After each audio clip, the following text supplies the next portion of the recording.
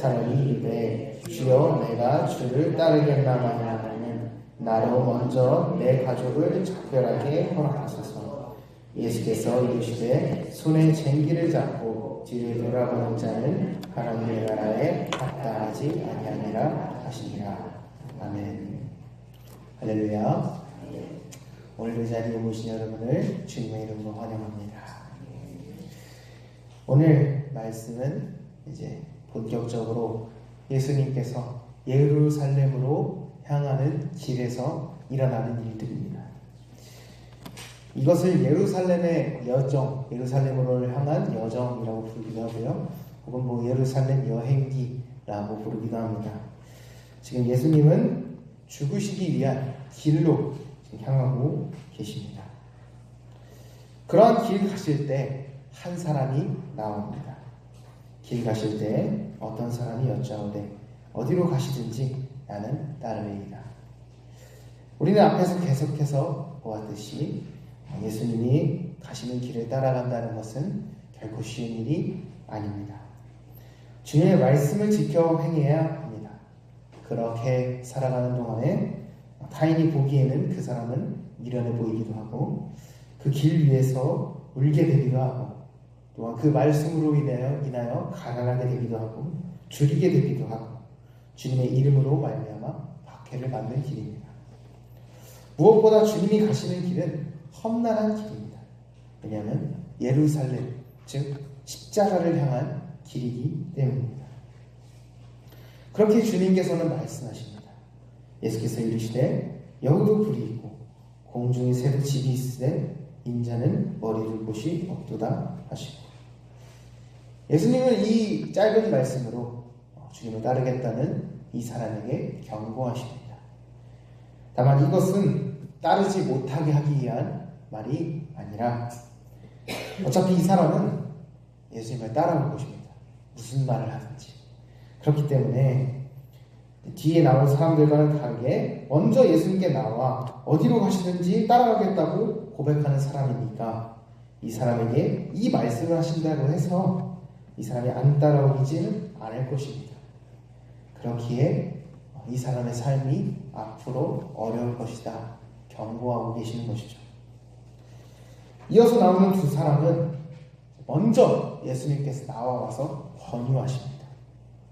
나를 따라라. 이게 첫 번째 사람은 자신의 아버지를 장사하고 예수님을 따르겠다라고 대답합니다. 이 요청은 합당하지 않습니까? 그렇죠? 아버지가 돌아가셨는데 장례에 지내고 가야죠. 그런데 예수님께서는 이렇게 대답하십니다. 이르시되 죽은 자들로 자기의 죽은 자들을 장사하게 하고 너는 가서 하나님의 나라를 전파하라 하시고. 어떻습니까? 좀 너무하시지 않습니까?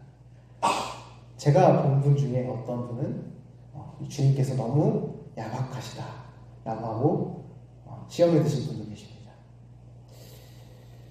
다음 사람은 좀 더 가혹합니다.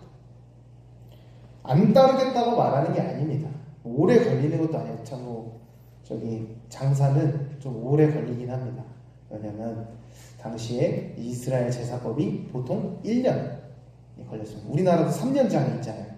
3년장이고 뭐 3주 동안 하는 것도 있고 여러 개가 있는데 일주일 하는 장도 있고. 근데 이제 이 다음 말씀에서는 단순히 그냥 주님 안 따르겠다 하는 게 아니고 그냥 따르기 전에 나의 가족한테 가서 인사만 하고 오겠습니다. 이렇게 말했습니다. 뭐 엄청나게 먼 거리일 때 이렇게 말하진 않겠죠. 아마 뭐 며칠 거리, 얼마 안 걸렸을 겁니다.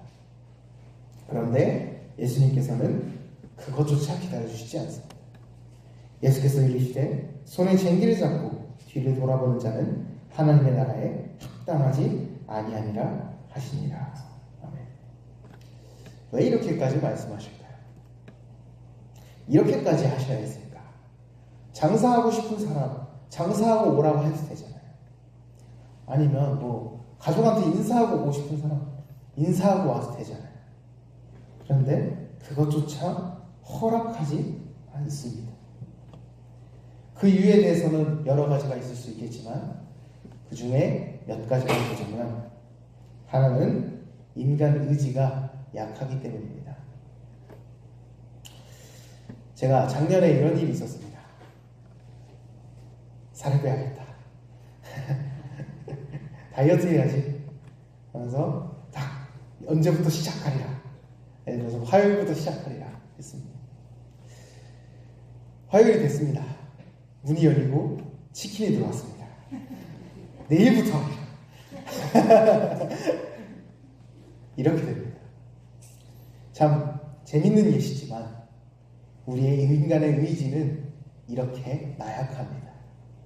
특히나 우리가 결정해야 하는 것이 가혹하면 가혹할수록 뒤에 있는 것에 미련이 남습니다. 그 치킨에 미련이 남습니다. 내가 이제 이것을 못 먹는다 생각하면은 미련이 남게 됩니다. 그래 놓고 그렇기 때문에 그 의지는 쉽게 꺾입니다. 이제 오늘부터 하기로 했지만 다음부터 해야겠다 라는 생각을 하게 되죠. 당장 그것을 내려두지 않으면, 그것을 의지를 강하게 발현해서 그걸 내려놓지 않으면 우리는 결국에 이 뒤를 돌아볼 수밖에 없게 됩니다. 또 한 가지는 지금 상황의 특수성 때문입니다. 지금 예수님이 어디로 가시고 계시나요? 예루살렘으로 가십니다. 지금 이 사람들에게 예수님의 말씀을 들을 수 있는 기회가 많이 남았습니까? 별로 남지 않았습니다. 지금 예수님과 함께 할 수 있는 그 시간, 그 물리적인 시간이, 그 예수님의 말씀을 들을 수 있는 시간이 거의 남지 않았습니다. 지금 따르지 않으면 예수님은 이제 떠나가실 것입니다. 그렇기 때문에 예수님은 말씀하십니다. 지금 그걸 할 게 아니라 나를 따라와. 지금 너가 그거 할 때가 아니라 나를 따라와서 나의 말씀을 경청하고 나의 말을 따라야 하는 것입니다. 즉, 이 사람들에게는 시간이 많이 남은 것처럼 느껴졌을 겁니다. 10년 후에도 예수님이 계시겠지 생각했을지도 모릅니다. 그런데 그렇지 않습니다. 얼마 안 남았습니다. 그러한 과정에 이 사람들은 그것을 모르기 때문에 제가 제사 좀, 이제 장례 좀 치르고 오겠습니다. 잠깐 인사 좀 하고 오겠습니다. 지금 예수님은 한시가 급합니다. 하나라도 더 알려주셔야 돼요. 이제 가실 때가 됐기 때문에. 그런데 이 사람들은 그것을 알지 못하는 것입니다. 예수님을 따르기 전, 어렵고 힘든 삶을 결단하기 이전에 우리는 자꾸 쟁기를 들고 뒤를 돌아오게 됩니다.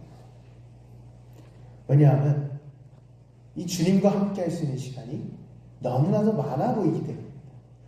우리가 이 말씀에 순종할 수 있는 기간이 너무 많아 보이기 때문입니다. 나중에 해도 되겠지. 또 나중에 해도 되겠지. 지금 말씀을 지키는 거, 이 말씀을 지키면 내가 지금 많이 힘드니까 그래도 내일 해보자. 그 내일 해보자. 내년에 해보자. 이렇게 하고, 또는 이렇게 하기도 합니다. 이걸 해주시면 제가 이렇게 하겠습니다. 조건을. 근데 사람은 화장실 들어갈 때 다르고 나올 때 다르고, 그걸 주신다고 해서 우리가 그것을 지킬지는 알 수가 없습니다. 그러므로 사랑하는 성도 여러분, 순종의 때는 따로 있지 않습니다. 우리가 주님의 말씀을 따르기로 결단하는 것은 따로 그 때가 있는 것이 아닙니다. 다만 그것을 결단하고 내가 해야겠다 하는 것은 바로 당장에 해야 하는 것입니다. 주님께서 이렇게 해주시면 하겠습니다? 아닙니다. 지금 하는 것입니다. 그것을 주시지 아니하시더라도 우리는 주님을 따라가야 합니다. 주님께서 가신 십자가의 길을 따라 주님의 말씀에 복종하고 살아가는 것은 지금부터 해야 하는 것입니다.